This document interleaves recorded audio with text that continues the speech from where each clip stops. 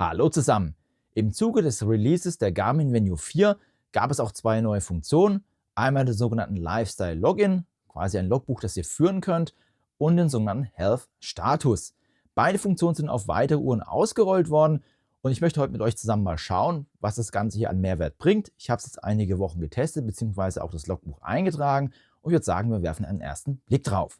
Als allererstes schauen wir uns den Lifestyle Login an und ihr habt vielleicht schon gehört, ich habe das Ganze hier englisch ausgesprochen. Das liegt einfach daran, dass Garmin das noch nicht übersetzt hat. Ihr findet den Lifestyle Login einmal auf der Venue 4 direkt als Widget, da kannst du das Ganze ausfüllen. Und du hast aber natürlich auch die Möglichkeit, und das ist auch viel einfacher, das über die Garmin Connect App zu machen. Wenn ihr das erste Mal in die Garmin Connect App hineingeht und es noch nicht genutzt habt, habt ihr die Möglichkeit, einmal hier auf Mehr zu gehen und ihr findet das Ganze hier unter Gesundheitsstatistiken. Da sehen wir auch schon hier Lifestyle Login und dann habt ihr die Möglichkeit, wenn ihr hier reingeht, entsprechend hier das Logbuch zu führen. Ihr habt aber auch die Möglichkeit, wenn ihr dann jeden Tag die Daten eintragen möchtet, das unten auf die Schnellleiste zu machen. Das geht auch ganz einfach, wenn man weiß wie. Dafür geht ihr einfach auf Mehr, dann geht ihr hier auf Bearbeiten und da sehen wir oben auch schon die Favoriten bzw. die Aktionsleiste. Ich habe zum Beispiel jetzt Garmin Dive mit reingenommen, das löschen wir jetzt einfach mal raus und dann gehen wir jetzt hier auf Lifestyle Login, das ist hier unten und habt ihr es auch schon zur Auswahl. Wenn ihr jetzt auf Speichern geht, habt ihr es unten dann auch als kleinen Shortcut und wenn ihr jetzt auf Gesundheitsstatistik geht, ist dann die Auswahl nämlich weg. Das heißt also, da habt ihr dann hier direkten Zugriff hier unten. Und wenn wir dann auf den Lifestyle Login drauf gehen, können wir sehen, ihr bekommt dann eine kleine Übersicht angezeigt. Einmal mit den Pfeilen, beziehungsweise auch mit den verschiedenen Tags, die man hier ausfüllen kann. Oben seht ihr dann auch eine Zeitleiste, 7 Tage, 4 Wochen und 12 Wochen. Und wenn wir zum Beispiel jetzt hier drauf gehen, bekommen wir dann auch schon eine Anzeige angezeigt. Stress über die Nacht, Herzfrequenzvariabilität über die Nacht und den Sleep Score. Aber was macht nun der Lifestyle Login? Ganz einfach. Du füllst hier jeden Tag das Logbuch aus und die App bzw. der Algorithmus erkennt dann, welche Faktoren für dich positiv oder auch negativ sind, sei es jetzt hier für den Herzfrequenzvariabilität, für den Schlafscore oder dann auch hier natürlich deinen Stress über die Nacht. Bevor wir aber in die Daten gehen, werfe einen ersten Blick, was du eigentlich hier alles ausfüllen kannst. Wir sehen hier eine Auswahl an Text, die ich jetzt hier schon hinterlegt habe. Das könnt ihr für euch aber komplett individuell gestalten. Aber wie funktioniert das? Ganz einfach, ihr geht oben rechts auf die 3 Punkte und da gibt es hier den Punkt Einstellungen und da kommen wir auch schon direkt hinein in die Verhaltensweise bearbeiten. Hier könnt ihr nämlich verschiedene Verhaltensweisen auswählen, die für euch zutreffen. Das ist auch hier schön eingeteilt, einmal in Lifestyle, Selbstpflege, Behandlung und so weiter. Wenn wir zum Beispiel auf Lifestyle draufgehen, können wir sagen, okay, ich möchte zum Beispiel Punkt Alkohol, Koffein am Morgen, leichtes Training, moderates Training, das möchte ich alles dabei haben, dann hakst du das an. Wenn für dich auf irgendwas nicht zutrifft, weil du zum Beispiel keinen Alkohol trinkst, dann kannst du den Punkt auch komplett rausnehmen. Dasselbe ist natürlich dann auch bei Selbstpflege. Hier kannst du zum Beispiel sagen, okay, ich gehe nie in die Sauna oder ins Dampfbad, dann ist es für mich kein relevanter Punkt, den ich ausfüllen möchte. Oder wenn wir ganz rübergehen, schlafbezogene Werte. Zum Beispiel, ich nutze sehr gerne Ohrstöpsel und Kopfhörer, dann kannst du das nutzen. Oder eine Schlafmaske, Nasenstreifen, also diverse Dinge kannst du dann hier auswählen. Und dann gibt es auch noch die Lebenssituation, zum Beispiel, dass du jemanden pflegst, Krankheit hast oder ein Kleinkind im Haus hast, was natürlich auch sich stark auf den Schlaf auswirkt oder migräneanfällig bist, das kannst du ebenfalls mit auswählen. Aber du hast auch die Möglichkeit, wenn es zum Beispiel einen Punkt nicht gibt, diesen hier komplett selber anzulegen. Das habe ich zum Beispiel gemacht. Ich habe einmal Homeoffice und Pendeln, weil ich pendel ungefähr 180 Kilometer, wenn ich zur Arbeit fahre, hin und zurück, also insgesamt. Und da ist für mich natürlich Pendeln ein wichtiger Faktor, als auch das Homeoffice. Und du kannst auch auf das Plus gehen. Dann kannst du zum Beispiel sagen, okay, ich möchte jetzt hier eine weitere Sache hinzufügen. Einfach jetzt das Ganze mal testen. Und dann kannst du auch sagen, ist es eine Menge, zum Beispiel jetzt, wenn es ein Getränk ist oder irgendwas anderes, ob es schlafbezogen ist oder am Tag, das kannst du dann auch noch festlegen und dann kannst du es speichern und hast dann hier deinen individuellen Punkt noch mit dazu, falls es für dich ein relevanter Punkt ist. Und bist du etwas vergesslich und möchtest eine Erinnerung haben, dass du die Daten einträgst, kannst du auch immer hier eine Erinnerung schalten. Dafür gehen wir auch hier nochmal auf die 3 Punkte, auf Erinnerung und dann kannst du auch deine Erinnerung verwalten, sei es jetzt morgens um 8 oder abends um 18 Uhr und dann bekommst du eine Meldung auf die Uhr, dass du es dann hier eintragen kannst. Aber wie funktioniert das Ganze? Wenn wir jetzt einfach mal ins Protokoll zurückgehen, sehen wir jetzt hier den heutigen Tag zum Beispiel. Da gibt es dann verschiedene Punkte, die mir angeboten werden. Wenn ich zum Beispiel jetzt den Alkohol habe, kann ich sagen, okay, ich habe heute was getrunken. Dann kannst du auch noch unterscheiden zwischen Bier, Wein, Spirituosen und Sonstiges. Und du kannst auch die Menge angeben und das kannst du dann auch speichern. Ist es nicht der Fall gewesen, kannst du es aber auch abändern. Sagen wir hier, ja, möchte ich gerne auf X. Das heißt also, ich habe zum Beispiel nichts getrunken. Ich habe mich zum Beispiel heute auch nicht gedehnt. Gesund gegessen habe ich heute leider auch nicht. Aber ich habe Homeoffice gemacht, kein Training, Intervallfasten habe ich auch nicht durchgeführt. Ihr seht, einige Sachen habe ich jetzt nicht gemacht. Deswegen wird auch einiges dann nicht angehakt. Und so hast du die Möglichkeit, hier dein Tagesprotokoll zu füllen. Ich habe es dann immer einen Tag später gemacht. Das heißt also, wenn ich dann eine Nacht geschlafen habe, weil es gibt dann unten auch noch Schlafwerte, die konnte ich natürlich erst ausfüllen, als dann auch die Nacht hier durchgelaufen ist. Und wie schon gesagt, auf der Venue 4 direkt, und es geht momentan nur auf der Venue 4, hast du auch die Möglichkeit, in dem eigenen Widget hier die Daten zu hinterlegen. Hier gibt es zum Beispiel Lifestyle Login, nennt sich das Ganze. Da gehst du drauf und hier kannst du dann alle Sachen dann eintragen. Zum Beispiel Massagetherapie habe ich nicht gehabt. Krankheit hatte ich jetzt auch keine und so kannst du die einzelnen Daten durchgehen. Ich persönlich muss sagen, ich finde es auf der Garmin Connect App etwas besser gelöst und einfacher auszufüllen, aber auf der Venue 4 hast du zum Beispiel die Möglichkeit, das auch über die Uhr zu machen. Beim Lifestyle-Login hast du auch noch die Möglichkeit, wenn du zum Beispiel dann Trainings durchführst, dass diese dann automatisch eingetragen werden und dafür gehst du hier auf die 3 Punkte hier oben. Dann kannst du auch hier nochmal auf Einstellung gehen und da hast du jetzt die Möglichkeit, Verhalten automatisch aufzeichnen.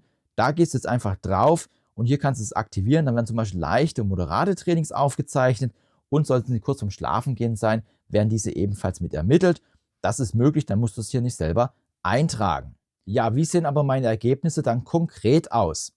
Du hast, wie gesagt, hier oben die Möglichkeit, in den verschiedenen Zeitrastern auszuwählen, welche Auswirkungen das hat. Man muss sich sagen, bei 7 Tagen macht das Ganze noch keinen wirklichen Sinn. Interessanter sind dabei dann zum Beispiel die 4 Wochen. Wenn wir jetzt hier drauf gehen, sehen wir hier, leichtes Training hat positive Auswirkungen oder hohe Auswirkungen. Aber ihr könnt schon sehen, es ist leider nicht alles übersetzt. Garmin muss hier dringend nacharbeiten, dass das übersetzt wird. Es steht nicht im Beta-Zustand, daher finde ich das auch nicht in Ordnung, beziehungsweise sollte auch wirklich dann hier geändert werden. Nichtsdestotrotz, ihr bekommt hier ein paar Informationen angezeigt. Sind hier positive Auswirkungen für Stress über die Nacht, ist wie gesagt das leichte Training. Negative Auswirkungen ist zum Beispiel spätes Essen oder natürlich dann auch Alkohol. Minimale Auswirkungen hat zum Beispiel schweres Essen, ja Stretching oder auch Sonnenlicht. Interessanter wird es aber eher bei den 12 Wochen, weil es einfach ein längerer Zeitraum, da sind hier mehr Daten da. Da können wir zum Beispiel sehen, hier geteiltes Bett hat eine positive Auswirkung. Ich schlafe mit meinen Jungs zusammen in einem Bett. Oder hier zum Beispiel leichtes Training ebenfalls noch. Aber negative Auswirkungen hat definitiv hier ja, späte Essen als auch Migräne bzw. moderate Trainingseinheiten. Ihr habt aber natürlich auch die Möglichkeit, wenn ihr zum Beispiel euch jetzt einen Datensatz näher anschaut, zum Beispiel moderates Training, da könnt ihr auf Informationen gehen, dann seht ihr erstmal, was das Ganze hier bedeutet. Und ihr könnt auch da drauf gehen und seht hier, wie oft ihr dafür Ja und Nein gestimmt habt, beziehungsweise wie sich dann hier auch der Stress über die Nacht in der Zeit entwickelt hat. Hier sehen auch Aufzeichnungstrends, donnerstags höchste Aufzeichnungsrate, montags niedrigste, sieht man auch so ein bisschen, wann ich immer trainiere. Ganz interessant ist es dann aber hier zum Beispiel, wenn wir auf HLV über die Nacht gehen, also die Herzfrequenzvariabilität, da zum Beispiel Alkohol eine minimale Auswirkung interessanterweise, aber auch hier ist es so, wenn ihr dann auf Alkohol drauf geht, bekommt ihr dann die Herzfrequenzvariabilität angezeigt in dieser Wolke und auch die Entwicklung. Ihr könnt aber auch auf Details gehen, dann bekommt ihr auch nochmal angezeigt, was ihr dann alles getrunken habt, wenn ihr es getrackt habt. Sind hier, ich war jetzt sehr viel unterwegs und habe mal abends dann doch was getrunken. Und auch sehen wir hier nochmal 28 Mal mit Ja, 40 Mal mit Nein. Durchschnitt ist dann 79 Nein zu 75 Ja. Seht ihr, ich habe auch schon echt lange wirklich das Ganze ausgefüllt. Und ihr bekommt auch mehr Details, wenn ihr dann auf Typ geht. Wenn ihr das gepflegt habt, seht ihr da zum Beispiel Wein oder sonstiges angezeigt. Das habt ihr dann auch nochmal schön grafisch dargestellt. Ganz interessant ist es dann aber auch noch mit dem Sleep Score. Hier sehen wir zum Beispiel dann, Massagetherapie hat bei mir eine negative Auswirkung. Ich habe ziemlich starken Muskelkater danach, schlafe da scheinbar wohl nicht so gut. Das wird dann hier ermittelt.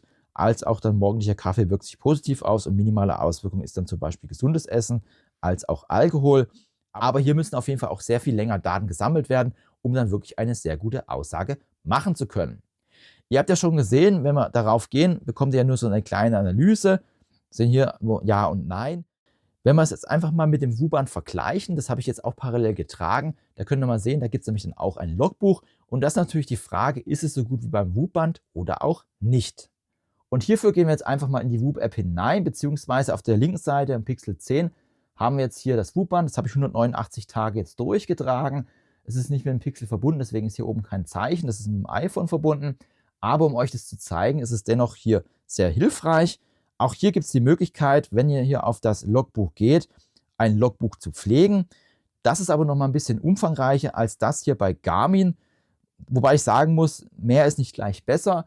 Es ist sehr viel ähnlich und ihr könnt auch hier selber das Logbuch gestalten. Das ist auf jeden Fall auch möglich. Und vom Handling ist es dann auch gleich. Das heißt also, du kannst auch Ja, Nein sagen.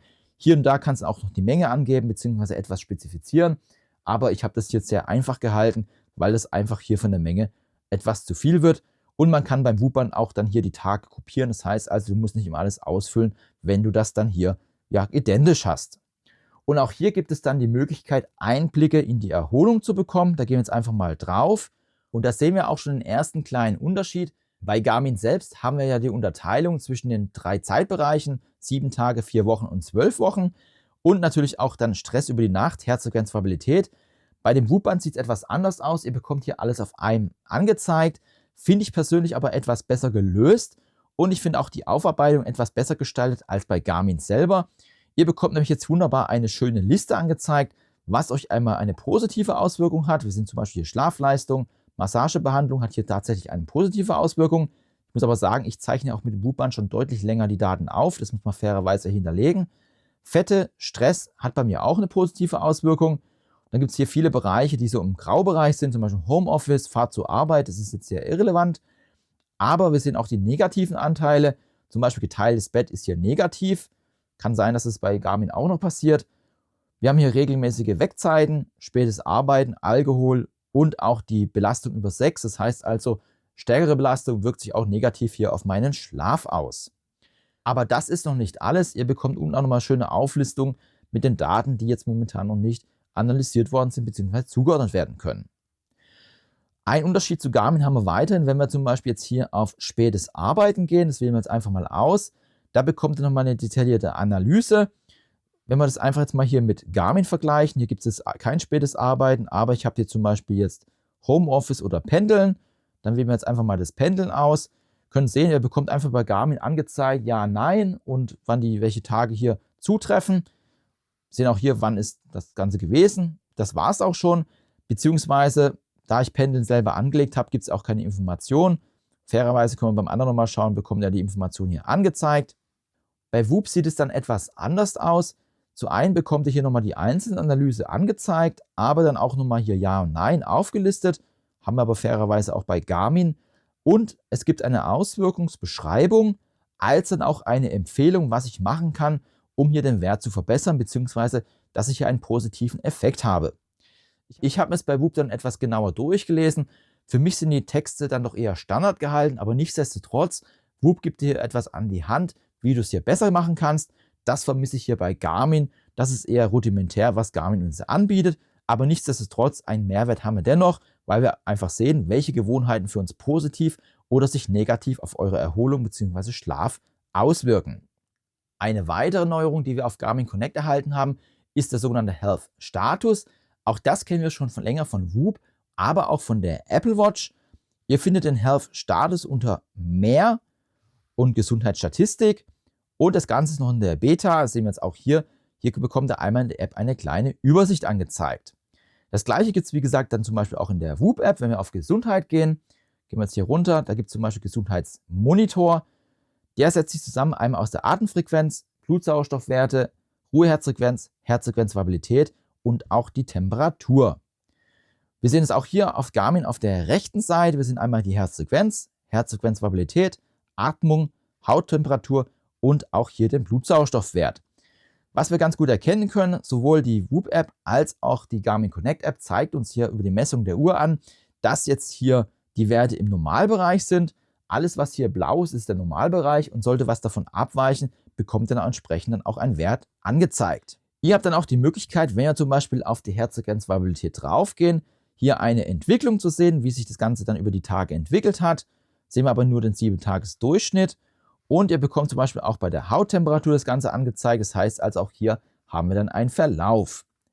Das gleiche haben wir dann auch bei der Whoop-App. Wenn wir uns die Herzfrequenzvariabilität anschauen, bekommen dann hier eine kleine Ansicht angezeigt und ihr könnt dann auch eine Tendenzansicht anschauen, ähnlich wie hier. Ihr habt aber die Möglichkeit, es auch auf einen Monat zu brechen, beziehungsweise auf 6 Monate und bekommt hier auch nochmal einen kleinen Chart. Was wir bei Whoop aber so nicht haben, aber bei Garmin ist dann auch ein weiteres Widget auf der Uhr und das wurde jetzt auf mehrere Uhren ausgerollt. Wir haben sie auf der Venue 4, aber zum Beispiel jetzt auch die Enduro 3 oder Phoenix 8 haben das im Angebot. Und hier bekommt ihr jetzt, wenn ihr das Update durchführt, dann auch das neue Widget angeboten, und zwar den Health Status. Ich wähle es jetzt einfach mal bei beiden Uhren aus. Auf der linken Seite haben wir ein Memory Pixel Display, auf der rechten Seite ein AMOLED Display. Auch hier seht ihr dann auf den ersten Blick dann, ob alle Daten okay sind. Wenn blau ist, ist alles in Ordnung. Und auch hier könnt ihr nochmal reingehen und dann bekommt ihr auch nochmal die Daten hier exakt aufgezeichnet, wo ihr dann genau im Wert liegt, ob das dann in der Mitte ist oder außerhalb oder ob das Ganze dann hier abweicht. Und sollte es eine Abweichung geben, dann bekommst du auch hier auf die Uhr direkt ein orangenes Feld angezeigt. Dann zeigt er auch, welche Abweichung stattgefunden hat. Und so hast du immer auf einen Blick, ob deine Gesundheit aktuell in Ordnung ist oder ob sich irgendwas entwickelt, sei es zum Beispiel die hohe Herzfrequenz, die abweicht, oder die Herzfrequenzvariabilität. Und so kannst du zum Beispiel auch schon frühzeitig erkennen, ob du schon krank wirst, obwohl du es noch gar nicht merkst. Dann hast du es hier auf einen Blick. Ja, da würde ich sagen, dann komme ich zu meinem kleinen Fazit zum Health Status und Lifestyle Login. Insgesamt muss ich sagen, ist auf jeden Fall eine gute Bereicherung. Gerade Health Status hilft dir, auf einen Blick zu schauen, ob alles hier im normalen Bereich ist. Früher musste man die Herzfrequenzvariabilität oder auch die Ruheherzfrequenz nochmal im Widget nachschauen. Und so hast du jetzt alles auf einen Blick und kannst dann nochmal ins Detail gehen, falls dich dann interessiert. Beim Lifestyle Login finde ich auf jeden Fall gut, dass du hier die Tendenzen sehen kannst, beziehungsweise deine Verhaltensweise, wie es sich auf den Schlaf auswirkt. Was Garmin auf jeden Fall dringend machen muss, ist hier auch noch Tipps an die Hand geben, wie ich es verbessern kann.